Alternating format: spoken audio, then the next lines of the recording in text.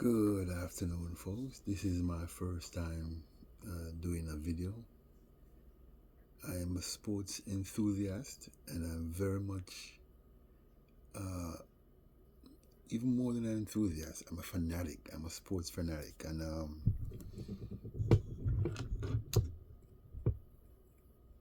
football or slash soccer is my favorite sport. And I used to, in my earlier days, participated from grassroots levels to, in Jamaica we call it Major League. So that was the top league at the time, National Premier League. So I represented, for the most part, since I think age 14, my community, which was Rockford at the time, and moved to Ensom City in Spanish Town, representing that community. Then I transitioned. School days, I was in a type of predicament from a financial standpoint that I couldn't finance my exam, so actually I had to just fell out of school without even acquiring a certificate that I should have acquired as a from a tertiary education level, right? But that said, I had a little stint down at Veer Technical at a time when Veer was still one of the top schools in the Costa Cup. You know, I had the privilege and opportunity to play among some of the real top class players. Players like Delroy Mottiscott, Andrew Feder McBailey, Mifkel Dillon, Miguel Reynolds, Bern Bryan, and the Dapper Dap was in and around the school at the time, but wasn't playing, but was helping the coaching staff, Clenard, the General, Clark, and some other names I may echo, might, not call, but they were there. They know themselves. And at the time, you don't know your true ability, because the person who was actually giving us the how you call it now, the person who was actually coaching the team at the time was Bob Campbell, a former Jamaica national. But his coaching style is giving you freedom to express yourself. He's not I wouldn't say a regimental coach, but he could be. But he allows you to express yourself with whatever flair or style you may have. Because when I went there, for the short period that I was there, he quickly identified that I wasn't able to tackle in an effective way.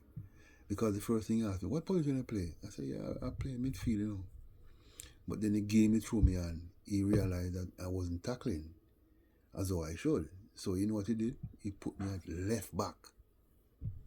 So I was playing left back for a little while and then developed that tendency to more participate in the defensive role until then he switched me back to midfield. And, you could see the progression. But anyway, that was a schoolboy. I transitioned to seem like a veered off topic, right? Because I say I'm a sports fanatic and I'm talking particularly about football. But what really drives me in most of the sports nowadays, especially West Indies cricket, Jamaica football in general, is that flair and style and expression in football, even in cricket too, is non-existent. That is why you find people more tend to believe, even though the stats and the record is there for Messi, that he's the greatest. But the thing is, he's the only one that's expressing himself with style and flair. Very few players nowadays play with style and flair and express themselves. The game is more, how you call it now, more video centric driven. Like in training, they video the training, then they go and analyze the video, then they try to put the players on the field to you know, it's more robotic. It's not natural. There's no natural flow to the game anymore. So when you see a player do a little flick here and a little flick there and a little go through the legs, it excites people. Like, whoa. Because in my days playing, that was the norm. I mean, that was the norm. You just flick the ball over people's head, put it through their legs, you know, dip your shoulder one way and go the next way. I remember one time I was playing over, training with Black Lions. And believe me, Black Lions had the best team in St. Catherine. The best midfielder in St. Catherine.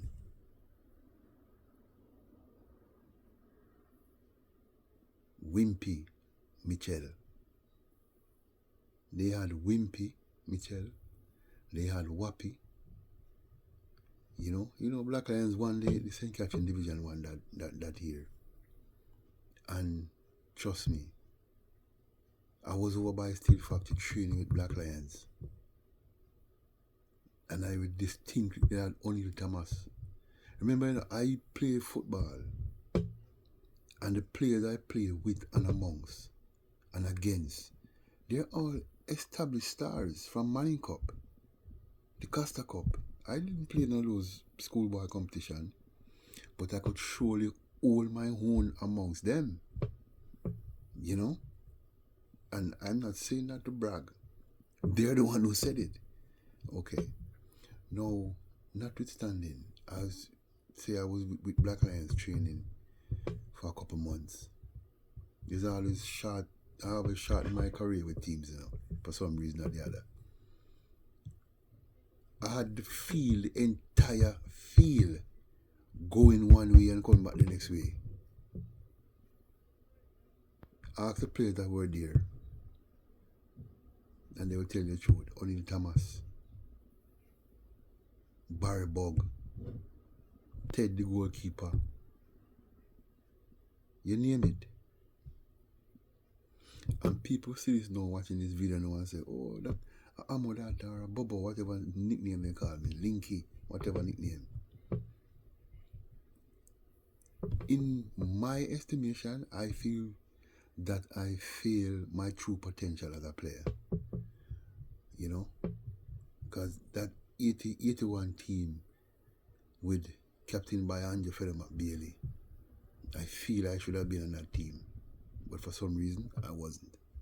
And I feel that's one of my biggest regret as a footballer coming up. That's one of my biggest regret, not being on that team. That's not nobody's fault. It's just a circumstances I don't want to divulge at this time. But, you know, it's not the team fault. It's not the coach fault. Anyway, the main point of this video for me is that football and cricket in West Indies cricket, Jamaica football has become static. There's no next level. I watched the Premier League a couple days ago. Mount Pleasant seemed the best coach team. Cavaliers looked the most entertaining team. Mount Pleasant too, but you could see the difference between the coaching staff at Mount Pleasant with Theodore Whitmore, with the experience playing for Jamaica and playing overseas. They have a more professional approach to the game. You know, other teams are trying, you know. And Harborview is so disappointing because Harborview had the first, well-structured organization. Other than when I was a kid growing up, Santos FC or Dynamic Overlay at South Camp Road, they were the most structured team in terms of management, finance, and then comes Harborview.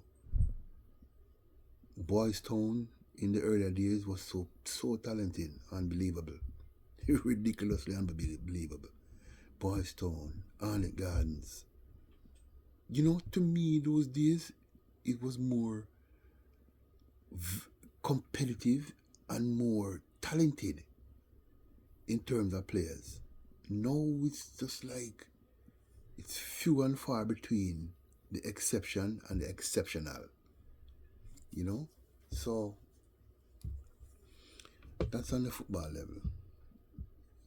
I could discuss how the improvement should be made. And first of all, it's gonna cost money. We all know that. But my thing is, like each parish association, for example, St. Anne's Football Association, their parish have some of the biggest hotels. You're telling me that the president of the Football Association for St. Anne's, you cannot lobby one of those big hotel chains to build a stadium for you? It doesn't have to be a 40,000 seated stadium, What you need is a facility that can accommodate finance. People come to the gate, they pay.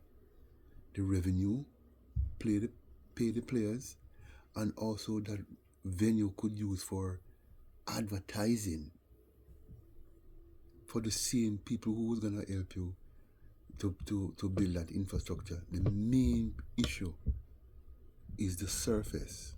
You need proper surface. You need, special grass. Because I know personally at Draxal that Draxal has one of the best surface to play on because the grass is excellent. Now, a place like Draxal should be not only a stadium, but a well-furnished stadium, a well-structured facility where you can facilitate and house media houses. You have concessionary stands. It's not copy, it's just monetary. Here what the problem is with Jamaica football. They look at football as a sport, which it is, literally a sport.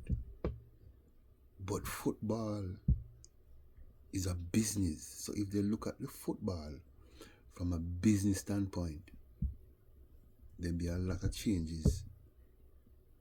Yeah, a business. Run it like a business. Like how you have venture capitalists, hedge fund managers who throw their money into business. You need people to go sit down with the hotel chains. You're in my parish. You're generating millions of US dollars. And you take it and you buy back your shares in the stock market. That's what you do. You don't expand. You can't say, if you go to St. Anne's, do you see a highway named Rio Highway? No, it's a hotel. The government make the roads, the infrastructure. And what does the hotel chains do in St. Anne's to its immediate surroundings? Nothing. You, as the sports enthusiasts and managers and leaders, got to go to these big organizations, these big corporations and say, look, the community that surrounds your hotel, people live there. Right? And it's not only moving from the community to your hotel to work, but people also need entertainment. And one of the entertainment is football. And that's a passion. And that same passion can generate more income, right? So